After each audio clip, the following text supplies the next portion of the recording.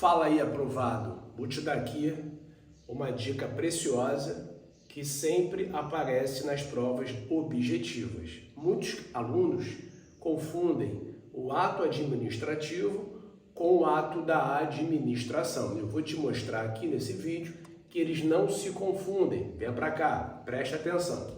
Todos nós, servidores públicos, praticamos atos administrativos, porque nós estamos, todo momento, desempenhando uma função pública. Como o Estado é pessoa jurídica e pessoa jurídica não tem vontade própria, nós, agentes públicos, manifestamos a vontade desse Estado.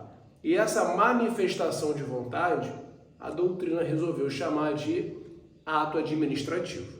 Tá? Então, o ato administrativo ele é uma espécie do gênero ato jurídico. A professora Maria Silvia Zanella de Pietro, professora da USP, ela traz uma definição importante de gênero e espécie, no que tange aos atos da administração e o ato administrativo. Para ela, o ato da administração é toda manifestação de vontade no exercício da função administrativa. Tá? E aí, isso vai abranger, no seu manual, 7 manifestações. Vamos pegar essas manifestações? Primeira delas, os atos privados. Atos privados são aqueles atos praticados num regime jurídico de direito privado, semelhantes aos atos praticados pelos particulares. E ela vai dar exemplo: uma doação, uma permuta, uma compra e venda. Então, o ato de direito privado, ou um ato privado da administração, é um ato administrativo? Não, ele é um ato da administração. Segundo, atos normativos possuem efeitos gerais e abstratos, ou seja, aqueles atos que têm uma generalidade, que alcança várias pessoas, não é concreto, não incide numa situação específica. Atos normativos são atos da administração. Terceiro, os atos materiais não contêm manifestação de vontade. O que é isso? São atos de execução. Por exemplo, ministrar uma aula em uma faculdade pública, fazer uma cirurgia em um hospital público, a construção de uma ponte. Esses atos materiais são atos da administração.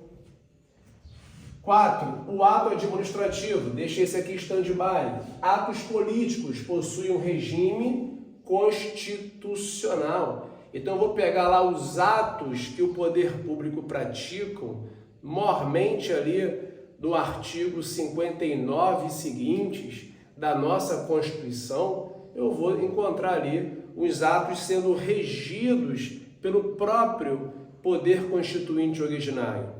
Atos políticos. Por exemplo, você pega ali, né, uma intervenção federal que é deflagrada por decreto.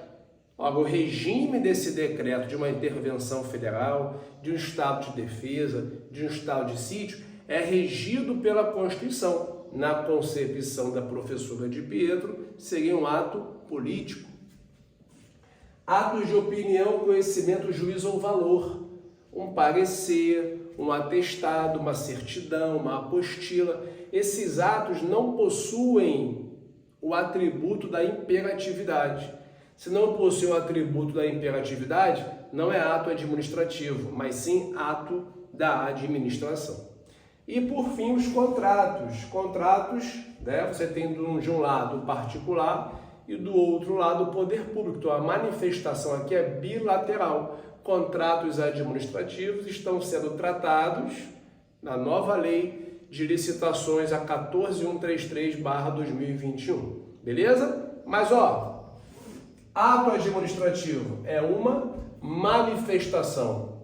De acordo com o professor Elírio Lopes Meirelles, manifestação unilateral de vontade da administração pública, que agindo nessa qualidade tem por fim imediato criar direitos, por exemplo, declarar direitos, sujeitando o seu controle, tá? pelo Poder Judiciário.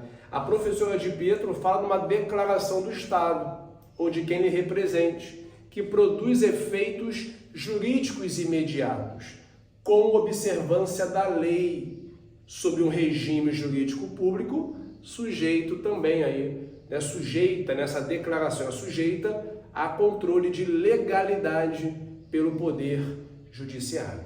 Beleza? Então, resumindo, todo ato administrativo é um ato da administração, mas nem todo ato da administração é um ato administrativo.